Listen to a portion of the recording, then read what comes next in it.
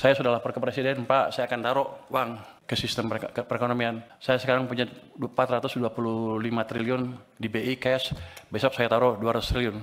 Sudah setuju. Sistemnya bukan saya ngasih pinjam ke bank dan lain-lain. Ini seperti Anda naruh deposito di bank, nanti penyalurnya terserah bank. Tapi nanti diupayakan nanti penyalurannya bukan dibelikan sun lagi, dan kita minta ke BI tidak diserap uangnya. Jadi uangnya betul-betul ada di sistem perekonomian sehingga ekonominya bisa jalan. Tujuannya supaya bank punya duit banyak cash tiba-tiba dan dia nggak bisa naruh di tempat lain selain dikreditkan. Jadi kita memaksa market mekanisme berjalan.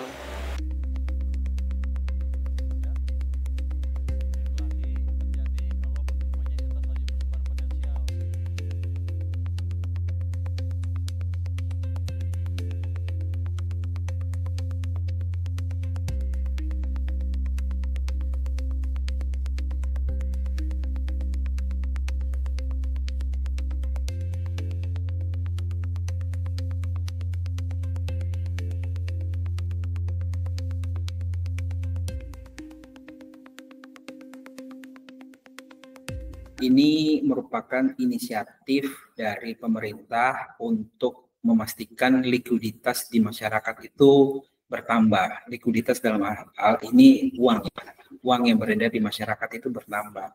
Karena dengan bertambahnya uang di masyarakat itu akan memberikan peluang aktivitas perekonomian terutama di sektor real itu bisa berjalan.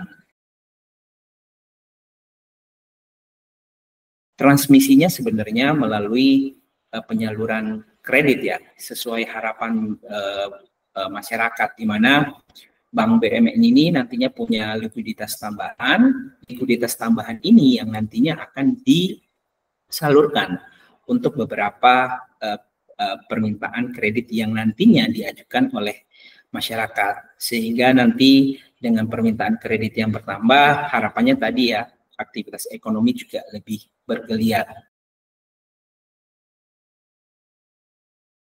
Mengingat sekarang pemerintah tengah banyak mengeluarkan program-program baru ya, flagship seperti katakanlah Koperasi Desa Merah Putih, kemudian program 3 juta rumah, kemudian juga program-program lain. Ini juga harus dipastikan ketika misalnya memang pemerintah tujuannya dalam menjalankan kebijakan ini untuk mensupport beberapa program tersebut, perlu dipastikan ini masih tetap berada pada ketentuan perbankan yang sifatnya prudence atau memenuhi prinsip kehati-hatian gitu ya. Karena katakanlah misalnya untuk mengejar target tertentu, bank diharuskan katakanlah menyalurkan untuk sektor tertentu tanpa melihat aspek risikonya. Jadi hematnya adalah bank harus diberikan fleksibilitas ya. Artinya tidak bisa diintervensi dengan katakanlah harus disalurkan untuk sektor ini gitu ya, tanpa ada pertimbangan risiko. Itu yang menurut kami perlu diperhatikan. Rasio kredit kita relatif masih rendah, kemudian rasio jumlah uang beredar kita terhadap ekonomi kita juga masih rendah. Tentu ini kebijakan yang bisa diharapkan gitu ya untuk menyelesaikan beberapa permasalahan itu. Apalagi kalau kita lihat likuiditas itu umumnya berkorelasi positif terhadap upaya untuk mendorong perekonomian. Namun sekali lagi tentu perlu ada catatan khusus bagaimana kemudian nanti dana ini akan digunakan oleh perbankan. Makanya guidance yang clear, dana digunakan untuk apa, prosentasenya, kemudian apa sektor yang kemudian akan ditujukan untuk program ini harus jelas, sehingga dengan guidance yang jelas ini kemudian menurunkan ya potensi risiko-risiko yang bisa muncul dari kebijakan ini, termasuk di dalamnya masalah inflasi yang bisa muncul ketika jumlah uang beredar. Kalau kita lihat memang sejauh ini ya dalam pengamatan saya khususnya di sektor perbankan, sebetulnya secara umum Mbak Gita ya yang terjadi itu bukan kekeringan likuiditas gitu. Ini bukan seperti cerita beberapa tahun lalu, katakanlah ketika COVID ataupun juga cerita-cerita ketika terjadi krisis sebelumnya gitu ya, di mana memang perlu injeksi quote unquote gitu ya bank itu gitu ya, supaya ada likuiditas yang bisa dia kasihkan gitu ya, atau dikucurkan gitu ya untuk sektor real. Kalau kita lihat data ya, undisbursed loan, jadi kredit ya, fasilitas kredit yang sudah disetujui oleh bank ya, untuk dunia usaha itu tinggi sekali sekarang ini ya, lebih dari 2.000 triliun, bahkan growth-nya juga kalau nggak salah Juni kemarin itu sekitar 9,5% gitu ya. Itu data yang menggambarkan bahwa banyak sekali kredit-kredit yang sudah disetujui bank, artinya bank itu ada dananya di sana gitu ya, tapi nggak ditarik oleh sektor perekonomian ya, oleh sektor real. Nah, kenapa? Karena memang mereka melihat sektor ekonominya lagi lesu gitu. Nah, berarti kalau ada undisbursed loan yang besar, itu kan sebetulnya menggambarkan likuiditas cukup gitu. Cuma memang nyari orang yang mau pinjam kredit susah gitu ya.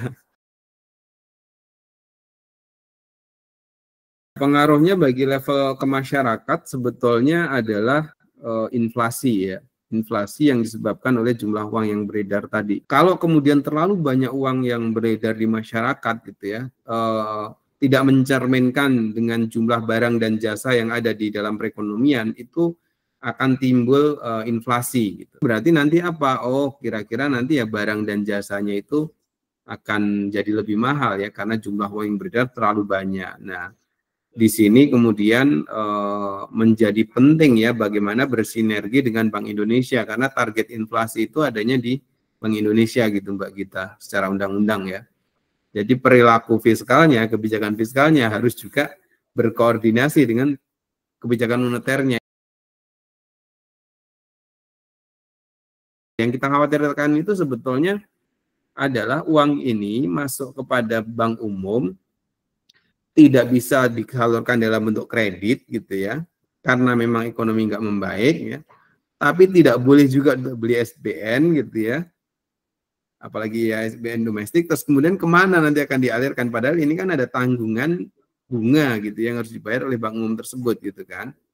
Nah, kalau banknya besar kan dia punya channeling tuh di luar negeri dan seterusnya itu. Nah, saya khawatir malah justru mengalir ke situ gitu ya, nggak bisa terlalu dideteksi sama pemerintah gitu ya, investasi ke luar negeri dan seterusnya gitu ya. Tapi mudah-mudahan sih nggak akan sampai ke situ ya. Nah, yang kedua, ini bisa quote and quote ya, menumpulkan kebijakan moneter kalau tidak dilakukan dengan koordinasi dengan baik. Dan kalau kita bicara inflasi itu sebenarnya kesejahteraan ya. Bisa saja nanti yang terjadi adalah ya seolah-olah pertumbuhan naik tapi kesejahteraan bisa saja turun gitu. Perbaikan-perbaikan kemampuan fiskal untuk memperbaiki sektor real itu ada gitu. Itu yang harus lebih diutamakan sebetulnya ya. Kita nggak kekeringan likuiditas, terus kemudian yang terjadi adalah sektor real yang lemah. Jadi kalau sektor realnya udah mulai agak bergerak naik gitu ya, misalkan indikatornya yang juga sering dipakai oleh Pak Purbaya adalah misalkan PMI kita menjadi optimis gitu ya, terus kemudian berbagai macam kegiatan dunia usaha kelihatan lebih optimis dalam 3 bulan, 6 bulan ke depan. Nah, itu disambut dengan itu akan lebih efektif gitu ya, akan efektif. Tapi kalau tidak ya berat ya, karena harus memperbaiki ininya dulu, sektor ininya dulu gitu. Terutama sih harusnya ini narasi ini match dengan narasi deregulasi pemerintah sih harusnya itu ya. Jadi yang satu ngelakuin deregulasi industri industri ya, sektor perdagangan dan seterusnya itu gimana supaya tumbuh, UMKM tumbuh, terus kemudian yang dari fiskalnya oke lah gitu ya, menarik 200 T dari rekening BI ke bank umum. Memang lebih rumit ya, memang lebih rumit pada tataran praktikal gitu, karena tadi harus memastikan ada yang nyerap. Kalau tidak nanti dana nganggur ke dana nganggur kan Mbak gitu ya. Nganggurnya di BI menjadi nganggurnya di bank umum gitu loh. Cuma nganggur, cuma pindah tempat aja gitu.